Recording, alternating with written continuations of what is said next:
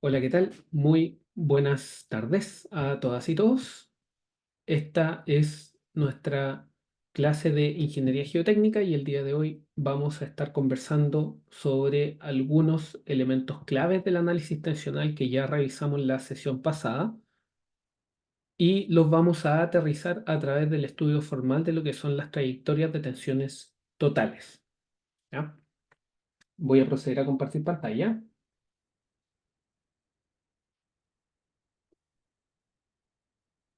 y por lo tanto esta es la materia que vamos a estar viendo hoy día, análisis tensional, trayectoria de tensiones totales, y partimos con análisis tensional. Nosotros habíamos conversado que había un terreno en una etapa previa a la construcción, que es una etapa 1, etapa previa a la construcción, previa a construcción, ¿sí? En donde nosotros tenemos una tensión vertical, una tensión horizontal, y tenemos una segunda etapa donde esto ya se está empezando a construir. Esto quiere decir de que hay un incremento gradual de las tensiones en la vertical, ¿ya? Y esta es la etapa, llamémosle etapa de carga, ¿sí? Donde ahora existe un delta sigma en superficie. Ahora bien, cuando este delta sigma se aplica, aumenta la carga vertical de sigma vertical a sigma vertical 0 o 1, como usted guste, más ese delta sigma que está indicado ahí. Es el mismo estado tensional previo, pero con un aumento de la tensión vertical. Correspondientemente, en vista de que existe una relación entre las tensiones verticales y horizontales, correspondientemente existe un aumento en la tensión horizontal. ¿Sí? Ahora bien, nosotros tenemos que considerar de que en los suelos trabajamos con tensiones totales, presiones de poros y tensiones efectivas. Y por lo tanto, nosotros tenemos que recordar que en el momento en que hay estados tensionales, y en este caso particular los estados tensionales están siendo aplicados en direcciones principales, ¿ya?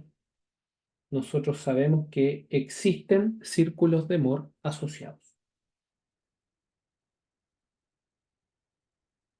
Existen círculos de Moore asociados. ¿Ya? Eso es muy importante porque a partir de ya la sesión pasada nosotros vamos a básicamente trabajar con muchos círculos de Moore y que entendiendo que estamos en el mundo de la geotecnia, existen círculos de Moore en tensiones totales y en tensiones efectivas, y que la diferencia que existe entre ambos está dado por las presiones de poros, sabiendo además de que las presiones de poros están dadas por las presiones de poros hidrostáticas más cualquier exceso de presión de poro que pudiera existir. Ahora, para simplificar estos análisis, nosotros lo que habíamos impuesto era asumir de que inicialmente en esta etapa 1 preconstrucción, ¿no? Etapa 1 previo a la carga, íbamos a asumir sin pérdida de generalidad que en un punto todas las tensiones son iguales. Eso quiere decir que en la vertical hay sigma 0, en las horizontales hay sigma 0, ¿ya? Y eventualmente en la otra dirección también hay sigma cero. Recuerden de que nosotros habíamos ya conversado de que estos análisis podían ser hechos en dos dimensiones o en tres dimensiones. Por lo tanto, previo a la carga, vamos a tomar este supuesto sin pérdida de generalidad de que hay un estado isotrópico. ¿Ya?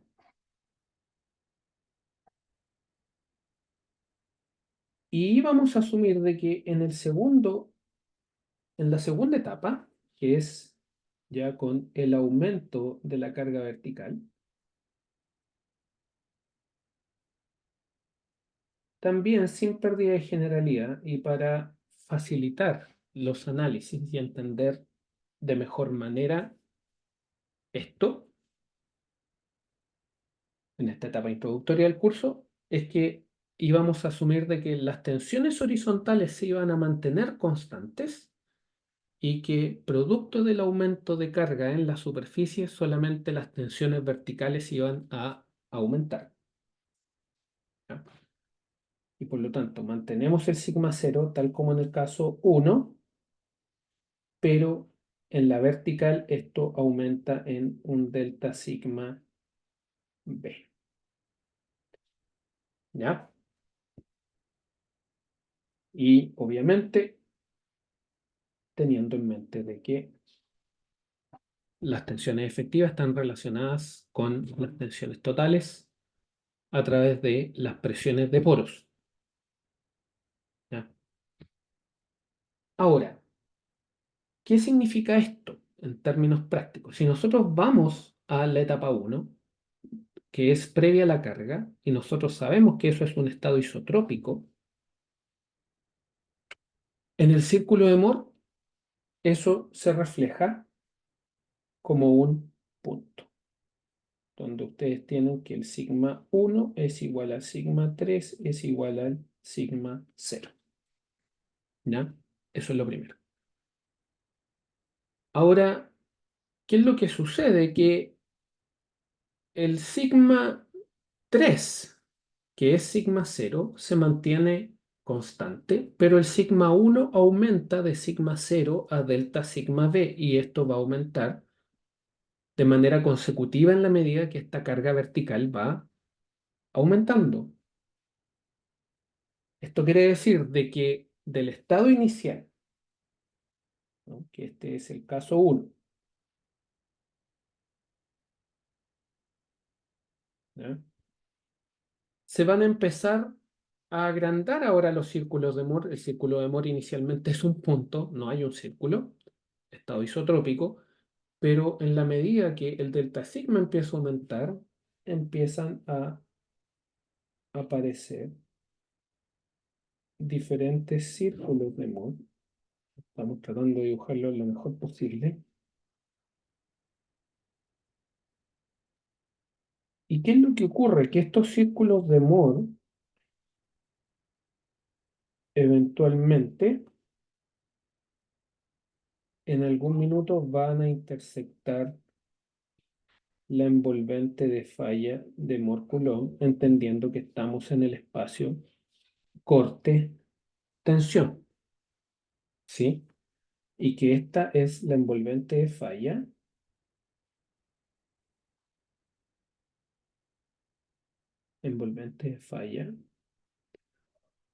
dado por la ecuación tau de falla igual C más sigma n de falla tangente de phi, donde phi es este valor de acá y C es este valor de acá, ¿ya? Por ahora, en el contexto de nuestro curso, entendiendo que estamos en una etapa introductoria de todo lo que es la geotecnia, vamos a decir por ahora que ese valor es la cohesión y, y que la cohesión es un parámetro de cuidado. Eso es lo único que vamos a decir por ahora con respecto a ese parámetro en particular de la cohesión. Entonces, ¿qué es lo que sucede? Que en la medida que los círculos de Moore van aumentando, eventualmente van a encontrar esta línea de falla. Y a diferencia del caso anterior, donde estábamos trabajando con un por ejemplo, con el corte directo, nosotros no teníamos ningún control sobre tensiones principales, direcciones principales, solamente teníamos casos muy puntuales en los cuales existía o se podía ver de manera clara un estado principal asociado, ¿ya? De tensiones principales asociadas. Sin embargo, acá, como estamos en direcciones principales durante todo el análisis, nosotros somos capaces de ir viendo que en la medida que los círculos de Moore van creciendo, se van generando, ¿cierto? Se van generando estados en los cuales existe un centro y existe un radio para cada uno de los círculos de Moore y que nosotros eso lo podemos ir caracterizando. Y por lo tanto, así como aparecen tantos círculos de Moore, aparecen tantas simplificaciones y esas simplificaciones van formando un espacio geométrico que en este caso va siendo una recta. Y por supuesto sabiendo que el suelo falla cuando el círculo de Moore que genera la falla se intersecta con ese envolvente en ese punto verde que está ahí. ¿Ya? Por lo tanto, ¿qué es lo que sucede? Que nosotros en el plano tau sigma, ¿cierto? En el plano tau sigma, existe un punto de falla que está dado por la intersección de los círculos de Moore con la envolvente de falla, tau de falla igual C más sigma n tangente de phi. Pero de la misma manera, nosotros estamos describiendo todos esos círculos de Moore a través de las simplificaciones de el centro y el radio, entendiendo que el centro va a estar dado por un sigma 1 más un sigma 3 partido por 2, y esto en tensiones efectivas, ¿ya? Y que el radio es igual a sigma 1 menos sigma 3 partido por 2, también en tensiones efectivas, ¿ya? Eso quiere decir de que si nosotros esto lo habíamos llamado P', ya esto lo habíamos llamado Q, que es igual al Q', eso quiere decir que nosotros, así como tenemos este espacio de análisis tensional donde vemos la falla a partir de la intersección de los círculos de Moore con la envolvente, existe otro espacio de las variables simplificadas P, Q, en el cual nosotros también vemos que existe un envolvente de falla, solo que los parámetros cambian levemente.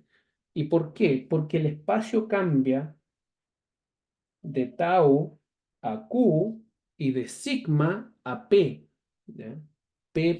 Nosotros lo que vamos a buscar en estas sesiones que vienen es clarificar de manera muy, muy evidente las diferencias entre los P y los P', entendiendo que los Q y los Q' son iguales porque el corte no se ve afectado por las presiones de poros. ¿Ya? Por lo tanto, existe otro espacio de análisis tensional que es el espacio QP, ¿ya? Y la relación que existe entre la pendiente de la envolvente del plano de falla en el plano QPM se relaciona con phi a través de esta ecuación, y el punto de intersección en el plano QP, que vamos a llamar N, se relaciona con la cohesión a través de esta ecuación que está ahí. ¿Ya? Eso es demostrable. ¿Ya? Mi sugerencia, demuestre esa equivalencia. ¿Ya? Por lo tanto, a modo de resumen, y esto es redondeando todas las ideas de la sesión anterior, nosotros lo que tenemos es que dependiendo de la notación con la cual trabajemos, ya sea la MIT o la notación Cambridge, ¿ya? Nosotros vamos a tener patrones. con respecto a estas variables que estamos encontrando. El P en el espacio, ¿cómo funciona el espacio MIT? El P es el sigma B más el sigma H dividido en 2, ¿ya? El Q, que es igual al Q', va a ser igual al sigma B menos el sigma H dividido en 2. El P' va a ser igual al P menos el U, ¿sí? Porque hay un P total y hay un P efectivo. Y el Q va a ser igual a P menos sigma 0'. Si trabajamos con la notación de Cambridge, todo es muy similar, solamente de que ahora estamos considerando sigma h en esta dirección, sigma h en esta otra dirección y obviamente el sigma b en esta dirección. Pero el P va a tener la ecuación sigma b más sigma h dividido en 3, ¿ya? Que esto en el fondo es sigma b más 2 sigma h dividido en 3, ¿ya? El Q tiene la misma nomenclatura que en el caso de la notación MIT, va a ser Q igual Q' igual a sigma B menos sigma H dividido en 2. El P' nuevamente va a ser igual a P menos U. Y ahora la relación que existe entre Q y P es igual a 3 medios factor de P menos sigma 0'. ¿Ya? Entonces, ¿qué es lo que nosotros tenemos que entender? Tenemos que entender qué es cómo se trabajan estas expresiones, en general entendiendo de que vamos a estar trabajando con suelos que van a tener presiones de poros, ¿ya? Pero también van a haber otros suelos que no solamente van a tener presiones de poros, sino que además van a tener excesos de presiones de poros. Y ahí donde viene lo importante de cómo saber trabajar estas expresiones. Por lo tanto, para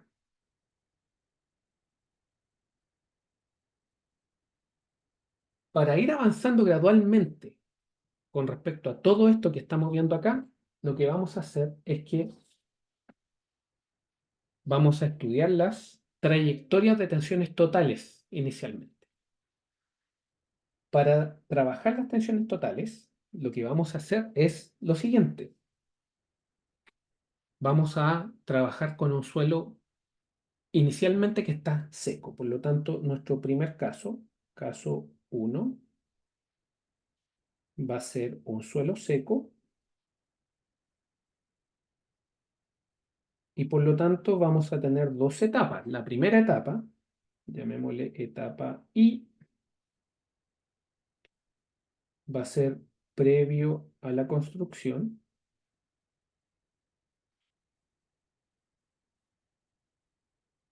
Y la etapa 2I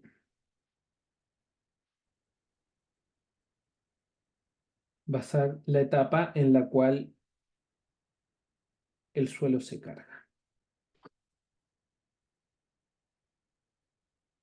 ¿ya? Por lo tanto, vamos a dibujar nuestro suelo. Esa es la superficie de nuestro suelo seco. Y vamos a inicialmente definir los estados tensionales de manera general. Eso quiere decir que tenemos un sigma B y tenemos un sigma H. ¿Ya? Ahora, sin pérdida de generalidad, vamos a asumir, este es que lo que vamos a asumir es que esto es, ahí está nuestro suelo seco y va sin pérdida de generalidad, vamos a asumir de que esto es sigma 0, esto es sigma 0, esto es sigma 0 y que esto es sigma 0. Por lo tanto, lo que hacemos es hacer la simplificación de que tenemos un estado isotrópico. ¿Ya? Simplificación de estado isotrópico.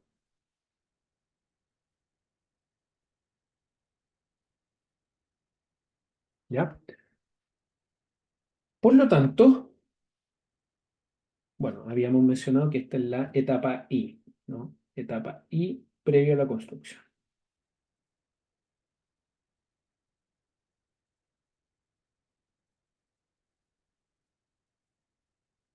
¿Ya?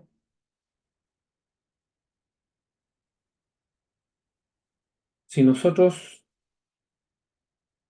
hacemos este análisis previo a la construcción, nosotros tenemos que, existen dos planos. Existe el plano tau sigma, ¿sí? Y sabiendo que en el plano tau sigma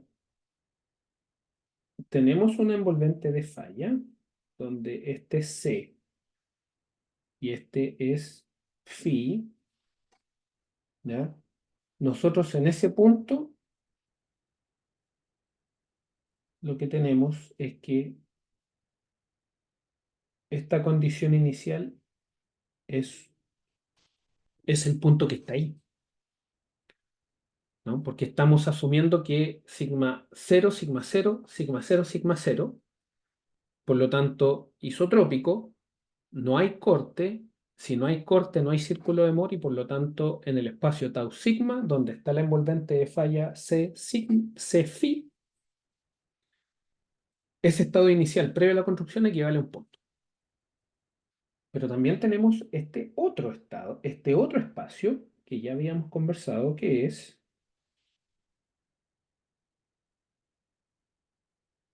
el QP. Y el Q, que es igual al Q', ¿cierto? Sabemos que es sigma B menos sigma H dividido por 2. Voy a volver a hacer el H ahí.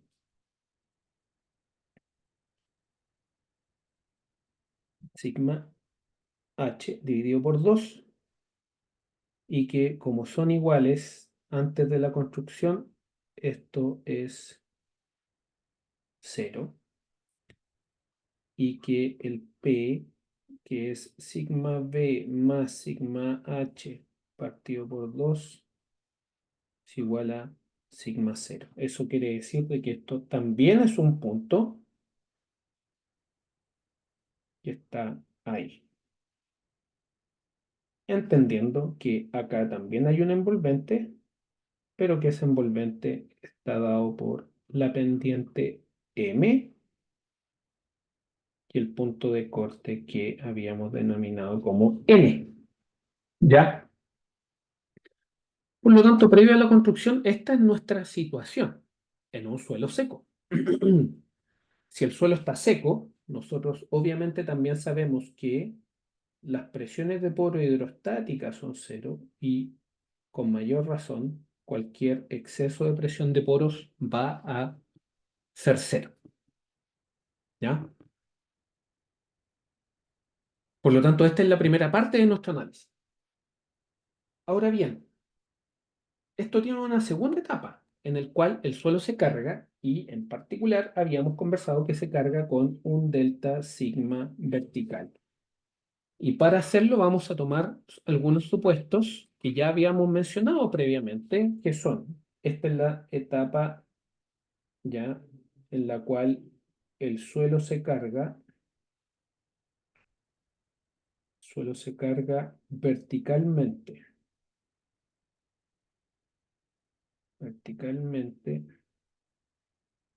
con delta sigma B.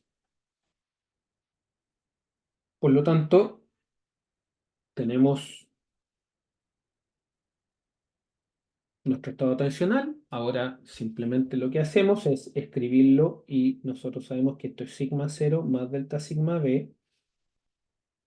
Esto es sigma 0 más delta sigma B Sabemos que este es sigma cero. Recuerden el supuesto que vamos a asumir de que lateralmente no hay un aumento de las cargas y que el aumento de las cargas solamente sea en la vertical. Por lo tanto, tenemos esa nueva condición y el delta sigma b, obviamente, este que está acá. ¿Ya? Por lo tanto, delta sigma b vertical es eso. Por lo tanto, ¿qué es lo que pasa acá? Aquí lo que va a ir ocurriendo es que si nosotros vamos al espacio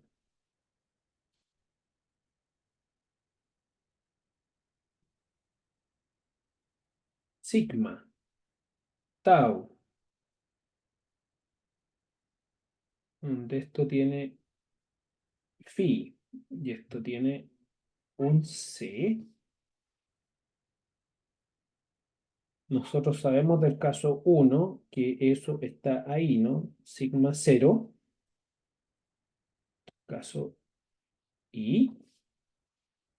Pero ahora lo que empieza a ocurrir es que el sigma cero se mantiene en esta dirección, pero en la vertical empieza a aumentar de manera gradual en delta sigma b y por lo tanto empiezan a aparecer círculos de Moore. Y en la medida que empiezan a aparecer estos círculos de Moore, obviamente esto eventualmente va a salir un poquito chueco los círculos.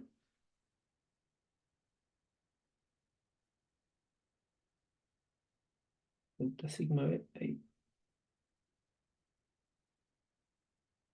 ahí hay un círculo que falla. ¿Ya? Por lo tanto, ahí se produce la falla en el espacio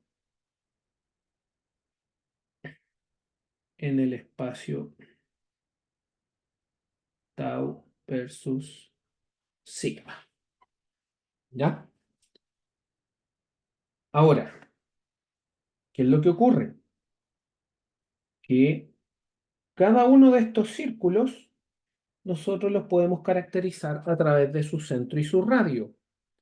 Y eso quiere decir de que en ese punto que está ahí se caracteriza el centro y el radio de ese círculo, el centro y el radio de ese otro círculo, el centro y el radio de ese otro círculo, el centro y el radio de ese otro círculo, el centro y el radio de ese otro círculo. Y si nosotros sabemos que el centro es igual a sigma b más sigma h dividido en 2, ¿cierto? Esto no es nada más ni nada menos que p, ¿sí? Esto llamémosle acá centro, para no confundir con el c. Entonces llamémosle centro. Y el radio es sigma b menos sigma h dividido por 2, y esto es igual a q, ¿sí? Por lo tanto, todos esos puntos que nosotros hemos caracterizado acá se pueden ahora graficar en en el otro espacio de análisis que habíamos conversado, que es el QP.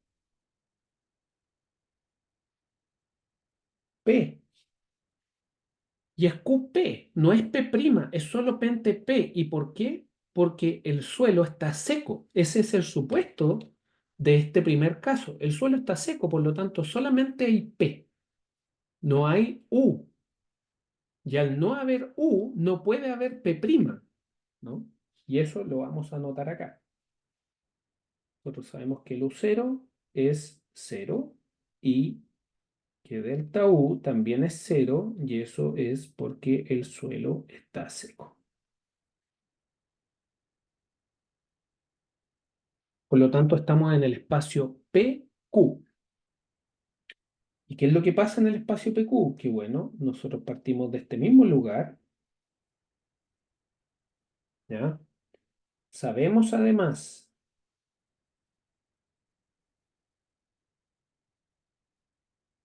de que aquí pasa un envolvente de falla que tiene un N y tiene un M y que estos puntos se empiezan a proyectar aquí.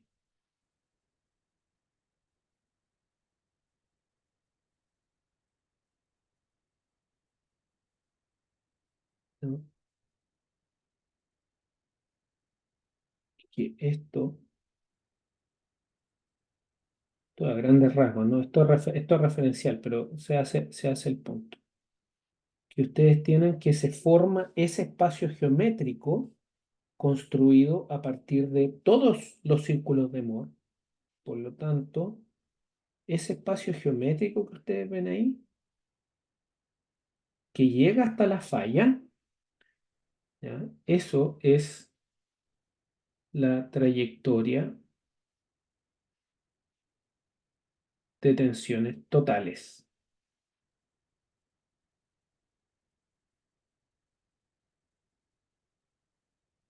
¿Sí? Esa es la trayectoria de tensiones totales. Nosotros ya sabemos que el P es igual a sigma B más sigma H dividido por 2.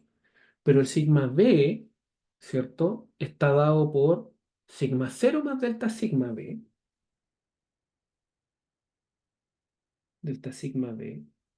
partido por 2, y el sigma H es sigma cero, por lo tanto, esto es igual a sigma cero más delta sigma partido por 2. ¿Sí? Y el Q es igual a sigma B menos sigma H dividido por 2, y eso es igual a sigma cero más delta sigma B menos, perdón, no está bien, sigma cero más delta sigma B menos sigma cero dividido por 2, y eso es igual a delta sigma B, delta sigma B partido por 2. Si nosotros nos fijamos, esa expresión de ahí también está acá, y por lo tanto queda que P es igual a sigma cero más Q, y por lo tanto Q es igual a P es igual a Q es igual a P menos sigma cero. Y esa expresión que hemos aislado ahí es la expresión de la trayectoria de tensiones totales. Y todo esto ha sido desarrollado en el contexto que el suelo está seco. Y obviamente las tensiones efectivas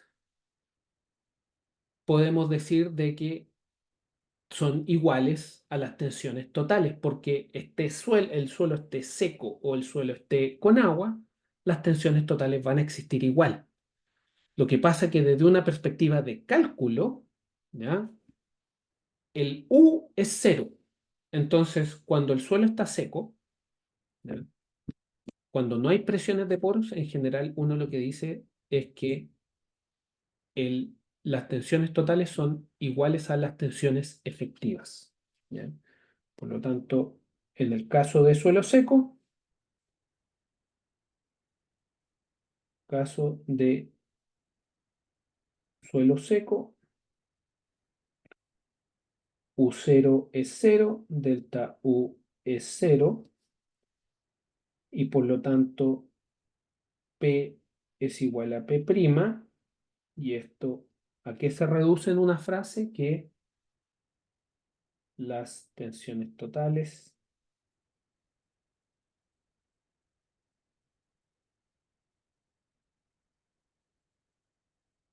son iguales a las tensiones efectivas.